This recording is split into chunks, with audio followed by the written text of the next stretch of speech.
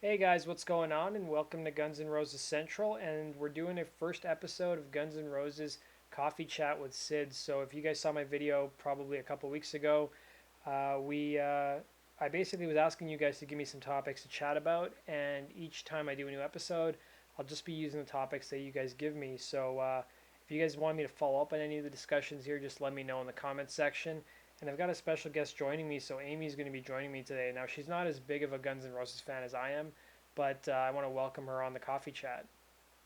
Hey guys, thanks for having me on the coffee chat today. I'm Sid's wife, and he's like, "You're gonna do this with me because it'll be fun." So I've said, "Hey, why not? We'll shoot the breeze about Guns N' Roses." Yeah, and she can maybe come up with some interesting questions, maybe from somebody who's maybe not as big of a fan. So one of the questions, Ben wants to know, what does Guns N' Roses tend to do in cities when they're on tour? What are some of their hobbies, favorite hotels? I really want to get a chance to meet the guys. Now you worked at like a steakhouse in Edmonton, like where we live, and right next to some of like where the famous hotels are, where famous people stay at, right? Yeah, I worked at Ruth's Chris, so as the American listeners will know, it's a pretty big chain in the States, and there's some in Canada too. And we had all sorts of really random celebrities come in, like Steven Tyler, Pauly D. I don't know if you could call him a celebrity. Um, Mickey Rooney before he died. He was like 95 at the time, I'm pretty sure. I think Mickey Rooney's still alive. I don't think he is. Okay, maybe you guys can let us know in the comments.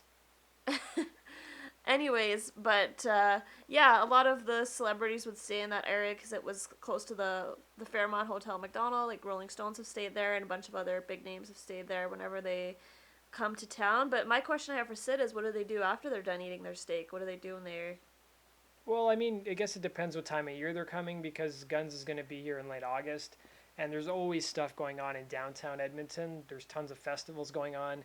Steven Tyler was actually here a couple of years ago, and you saw him at like one of the coffee shops, right? I did. So he was in the White Avenue, which is kind of one of the main areas people go to congregate and hang out in Edmonton. And I actually thought he was a woman from the back. I just saw him from the back walking away, and he had this really colorful blouse on, and his hair is long, right? So I actually thought he was an old woman, and then he turned around and I gasped, and I was like, "Oh that's Steven Tyler." Yeah, but he was in Edmonton, and he was staying in like I don't know where he was staying, but he actually went to one of the local festivals in like the city center, and a lot of people recognized him right away because he dresses much differently than the people here dress. And the news is like I think one of the news stations interviewed him, and he was taking pictures with fans. So I think there's always events going on. So I definitely think they'll be hitting that that part of the town up. I don't know. They may stay in West Edmonton Mall, which is like the second largest mall in the world, or at least in North America. It's always interesting to think what these acts think of Edmonton. So I don't know if you listeners know where we are. We're a city of 1 million. We're pretty close to the Arctic, so yeah, not a heck of a lot going on. Sometimes it's kind of somewhere you have to make your own fun. Like I remember one summer Van Morrison came here and everyone was super excited for the show. Like obviously it's a different group, right, than Guns N' Roses fans, but they were super excited. And he was such a dick. He said to the local paper, there was even a comment where Van Morrison said Edmonton sucks. So I don't like Van Morrison anymore. Yeah, I don't think that like I think in most cities like I know like Duff when they were in Thailand this past earlier this year, Duff went to like a kickboxing match, and I think Axel was out in Portugal, like he was in Lisbon, and he was just like just outside his hotel, and I don't know if he was joking, but he wanted to go hang out somewhere at night.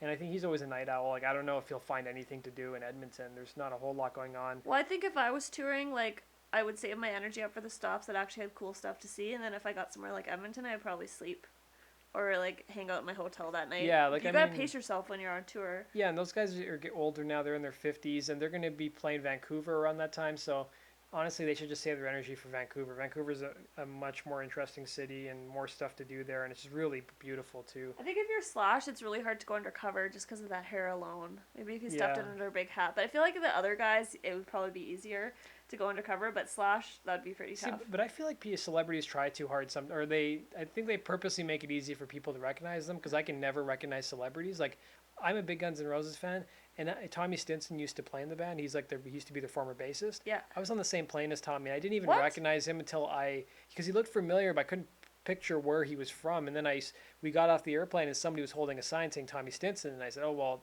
now looks familiar to me. I know where I've seen him. Was that the plane to LA? It was no, I was flying from Edmonton to Albany, Oh. and then I think I stopped in Chicago to Albany, New York, and I think the Replacements were doing a reunion tour at that time. And Tommy was like, he was really well dressed, and he looked really familiar, but I didn't recognize it until we landed at the airport. But see, I'm terrible. Like, I don't think most people recognize Axel because I don't think most people are as big of fans as we are. The people who actually watch my channel or check the news every day. I don't know about that. Axl Think Rose so? is a pretty huge name. Yeah. I think anyone would recognize Axl I Rose. think so. Oh yeah. But you know, there's crazy stories of him from the '90s because there was like stories about him being a recluse, and I don't know if they're true, but he stayed out of the public light for about 4 or 5 years. And there was rumors that he would go out in disguises. He would wear like fake mustaches, so people would never recognize him. In fact, in one year there was more Bigfoot sightings than there were Axl Rose sightings. Like it's a whole thing. Like if you can find pictures from what they call the wilderness years, from like 1995 or 94 to 1998 or 99, those are like there's not very many pictures of him out there. Really? Yeah, so it's like it's like especially during that time, he was like Bigfoot. People were searching for him, and there was all these stories like a guy saw him and they took a photo of him, but when they developed the photo, like it was blank. It's kind of weird. But no, I don't think I think every city's different. Like, and they tend to stay at like the Ritz Carlton hotel. I think when they're in Chicago, they stayed at the Ritz Carlton, and I think they always stay at the 5-star hotels. They're not going to stay at like a 4-star hotel. But do or you a think all 3-star. those hotels get boring after a while? Like, don't you think even if it's the nicest hotels, everything starts to blend together after a while? It's like you check in, you can get room service. They all kind of start to blend in and seem like they're the same. Like, no wonder they get into trouble. Cause yeah, I think it would get boring after a while for anybody, honestly. I think it would. Although like Slash said, he actually sometimes, and I don't know if he still does this, but he loves being on the road so much that even when he's home in LA, he'll check himself into a hotel. Oh, seriously? Cause he's just Yeah, so because used to he it. loves being on the road. But yeah, I know for me, like I would hate to be on the road because every stadium probably looks the same, every arena looks the same, and sure it seems great to play to thousands of people a night, but I mean, especially with Guns N' Roses, they play the same set list almost like at least on the last tour. They didn't vary it too much, so I do think it probably does get a bit stale after a while, and maybe that's why they have their side projects that they kind of lean back on. But you guys, Sid's a pretty big homebody. He likes traveling sometimes, but he definitely likes his creature comfort. So it's like if they could get a full drum set in the hotel suite, he probably wouldn't be bored. Yeah, like I hate going out. I don't stay out late at night.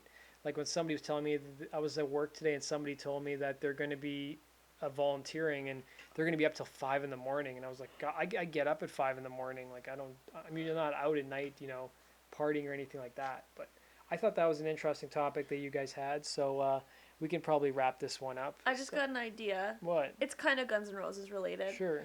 But it'd be really cool if you guys had questions about the creator of Guns N' Roses Central. I'd love to hop on another coffee chat and give you a little more information about the man behind the message. So it's been awesome being a guest today. I had a lot of fun. Yeah, thanks for coming on, Amy. So that Well, basically I do live here. you so. kind of do live here. I didn't really have a choice. So thanks for tuning in, guys.